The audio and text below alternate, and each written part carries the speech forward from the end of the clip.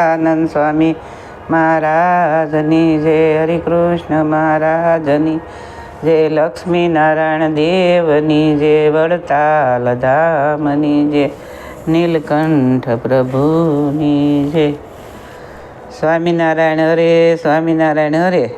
વસનામું 72 મહાત્ય સહિત નિશ્ચયનું.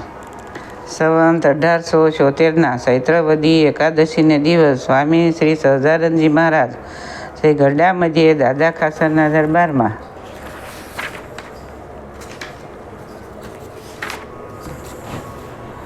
શ્રી વાસુદેવ નારાયણના મંદિરને સમીપે ઉત્તરાદે દ્વારે ઓરડાની ઓસરીએ ઢોલિયા ઉપર ઉગમણે મુખારવિંદે બિરાજમાન હતા અને સર્વશ્રેષ્ઠ વસ્ત્ર ધારણ કર્યા હતા અને પોતાના મુખારવિંદની આગળ મુનિ તથા દેશ દેશના હરિભક્તની સભા ભરાઈને બેઠી હતી. પછી મુક્તાનંદ સ્વામીએ પૂછ્યું, જય મહારાજ, કાલ્યને દિવસ તમે દાદા ખાસર આગળ બહુ રૂડી વાર્તા કરી હતી. તે વાર્તા સાંભળવાની અમારે સર્વને ઘણી ઈચ્છા છે. પછી શ્રીજી મહારાજ બોલ્યા, જે ભગવાનના ભક્તને ભગવાનનો નિશ્ચયમાં તમે સહિત હોય ને સંતનું ને સત્સંગીનું માયતમ ઘણું જાણતો હોય ને તે ભક્તનું જો કર્મ કઠણ હોય ને કાળ પણ કઠણ હોય તો પણ તે ભક્તને એવી ભક્તિનું અતિશય બળ છે ને કાળ ને કર્મ એ બેય મળીને તેનું ભૂંડું કરી શકતા નથી. અને જેને ભગવાનને ભગવાનના સંતને વિશે જો નિષ્ઠામાં કાંઈક ફેર હોય તો તેનું ભગવાન રૂડું કરવાને ઈચ્છે તોય પણ રૂડું થતું નથી. અને જે ગરીબને કલ્પાવે તેનું તો કોઈ રીતે રૂડું જ થાય નહીં. અને મહાભારતમાં ભીષ્મ પિતાએ રાધા યુધિષ્ઠિરને એમ કહ્યું છે, જો તું ગરીબને કલ્પાવીશ તો તું તારા વિશે સહિત બળીને ભસ્મ થઈ જઈશ. માટે ભગવાનનો ભક્ત હોય અથવા કોઈ બીજો હોય પણ ગરીબ માત્રને લેશ માત્ર દુખવવો નહીં. અને જો ગરીબને દુખવે તો તેનું કાંઈ પ્રકારે સારું થાય નહીં. અને જો ગરીબને દુખવે તો બ્રહ્મહત્યા જેટલું પાપ લાગે છે. અને તેમજ કોઈકને માથે જૂઠું કલંક દેવું તો તે પણ બ્રહ્મહત્યા જેવું જ છે. અને જો સાસુ કલંક હોય તો પણ તેને એકાંતે તેડીને તેનું રૂડું થાય એમ કહેવું, પણ તેને ફજેતે કરવો નહીં. અને તેમજ 5 પ્રકારની જે સ્ત્રીઓ છે તેનો જો ધર્મભંગ કરાવે તો તેને પણ બ્રહ્મહત્યાનું પાપ લાગે છે. તે 5 પ્રકારની સ્ત્રીઓ કઈ તો એક તો પોતાને શરણે આવી હોય અને બીજી તે પોતાની સ્ત્રી હોય અને વ્રત ઉપવાસને દિવસે પોતાનો સંગ કરવા ન ઈચ્છતી હોય અને ત્રીજી તે પતિવ્રતા હોય અને ચોથી તે વિધવા સ્ત્રી અને 5મી તે વિશ્વાસી સ્ત્રી. તે 5 પ્રકારની સ્ત્રીઓને સંગાથે જો વ્યભિચાર કરે તો તેને બ્રહ્મહત્યાનું પાપ લાગે છે. તેમાં જે વિધવા સ્ત્રી છે તેનું જો મન કુમારગને વિશે ડોલતું હોય તો તેને સમજાવીને ધર્મમાં રાખવી. પછી મુનિ જે તે ભગવાનના રસિક કીર્તન ગાવા લાગ્યા તેને સાંભળીને શ્રીજી મહારાજ બોલ્યા, ભગવાન જીવના કલ્યાણને અર્થે દેહ ધરે છે ત્યારે મનુષ્યના જેવી સર્વ ક્રિયા હોય તેને દેખીને જે ભગવાનના ભક્ત હોય તે તો ચરિત્ર કરી જાણે. અને વિમુખ જીવ હોય અથવા કાસોપોસો હરિભક્ત હોય તે તો તે ચરિત્રને વિશે દોષ પરઠે. જેમ સુખજીએ રાજ પંચાધ્યાયીનું વર્ણન કર્યું ત્યારે રાજા પરીક્ષિતને સંશય થયો.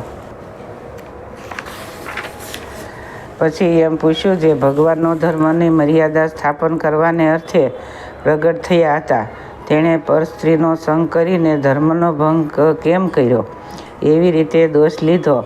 અને સુખજીએ તો સમજી વિચારીને ભગવાનનું ગુણગાન કર્યું. જે કામદેવ બ્રહ્માદિક દેવતાને જીતીને પોતાને વંશ કર્યા તેનો કામદેવને અતિશય ગર્વ થયો. તે ગર્વને ઉતારવાને કાજે ભગવાને કામદેવને પડકાર્યો. તે જેમ કોઈ બળવાન રાજા હોય તે શત્રુને પોતાની ગાંઠની દારૂ ગોળી અપાવીને પછી તે સાથે લડવા જાય તેમ ભગવાનને કામદેવ રૂપી શત્રુને લડ્યા નો સામાન મોરથી આપ્યો. તો શું તો કામદેવનું બળ જ્યારે સ્ત્રીનો સંબંધ હોય ત્યારે થાય, તેમાં પણ શરદ ઋતુને વિશે રાત્રિમાં કામદેવનું વધુ બળ થાય. તથા સ્ત્રીના રાગ રગ વિલાસના શબ્દો સાંભળવા તથા સ્ત્રીનું રૂપ જોવું, સ્ત્રીનો સ્પર્શ કરવો, તેણે કરીને કામદેવનું અતિશય બળ વધે છે. એ સર્વે સામાન શ્રીકૃષ્ણ ભગવાનને કામદેવને આપીને તેને જીતી લીધો અને અખંડ બ્રહ્મચારીની પેઠે ઊભો રહેતા રહ્યા અને એવી રીતે કામનો ગર્વ ઉતાર્યો. એવું અલૌકિક સામર્થ્ય ભગવાન વિના બીજામાં હોય નહીં. એવું અતિ ભગવાનનું સામર્થ્ય જાણીને સુખજીએ ભગવાનના ચરિત્રગાન કર્યા અને રાજા પરીક્ષિતને તે વાત સમજાણી નહીં. ત્યારે દોષ પૂછ્યો, માટે કોઈ કેમ કહે છે જે તમે પરમહંસ થઈને રસિક કીર્તન કેમ ગાવો છો? તો તેને એમ કહ્યું, જે જો અમે રસિક કીર્તન ન ગાઈએ અને ભગવાનના રસિક ચરિત્રને વિશે દોષ પરઠીએ તો અમે પણ રાજા પરીક્ષિત તથા બીજા જે નાસ્તિક વિમુખ જીવ જે તેની પંક્તિમાં ભળીએ. માટે અમારે તો વિમુખથી પંક્તિમાં ભળવું નથી. શા માટે? જે પરમહંસ માત્રના ગુરુ જે શુક્રજી તેણે ભગવાનના રસિક ચરિત્ર ગાયા છે, માટે અમારે પણ જરૂર ગાવા છે. અને ક્ષર અક્ષરથી પર એવા જે પુરુષોત્તમ ભગવાન છે તે જ્યારે જીવના કલ્યાણને અર્થે બ્રહ્માંડને વિશે મનુષ્ય જેવી મૂર્તિ કરીને વિસરે છે, ત્યારે સર્વ મનુષ્યના જેવા જ ચરિત્ર કરે છે. અને જે મનુષ્યને વિશે હારવું, જીતવું, ભય, શોક, કામ, ક્રોધ, લોભ, મદ, મત્સર, આશા, તૃષ્ણા, ઈર્ષ્યા ઇત્યાદિ માયિક સ્વભાવ હોય તેવા સ્વભાવ ભગવાન પણ પોતામાં દેખાડે છે. તે સર્વે જીવના કલ્યાણને અર્થે છે. પછી જે ભક્ત હોય તે તો એ ચરિત્ર ગાઈને પરમપદને પામે છે અને જે વિમુખ હોય તે દોષ પરઠે છે. અને એ ભગવાન તો જેમ શરણાત્મા છે તેમજ પ્રકૃતિ પુરુષ થકી પર જે અક્ષર બ્રહ્મ તેના પણ આત્મા છે. અને ક્ષર અક્ષર એ બેયને પોતાની શક્તિએ કરીને ધરી રહ્યા છે અને પોતે તો ક્ષર અક્ષરથી ન્યારા છે. અને ભગવાનની મોટાઈ તો એવી છે જેના એક રોમમાં છિદ્રને વિશે અનંત કોટી બ્રહ્માંડ પરમાણુની પેઠે રહ્યા છે. એવા જે મોટા ભગવાન તે જીવના કલ્યાણને વાસ્તે મનુષ્ય જેવડા જ થાય છે. ત્યારે જીવને સેવા કર્યાનો યોગ આવે છે. અને જો ભગવાન જેવડા છે તેવડા ને તેવડા રહે તો બ્રહ્માદિક જે બ્રહ્માંડના અધિપતિ દેવ તેને પણ દર્શન કર્યાનું કે સેવા કર્યાનું સામર્થ્ય રહે નહીં, તો મનુષ્યને તો રહે જ ક્યાંથી? અને જે બળવાનળ અગ્નિ છે તે સમુદ્રના જળને વિશે રહ્યો છે અને સમુદ્રના જળને પીવે છે. તે સમુદ્રનો વલાયો વલાતો નથી એવો મોટો છે.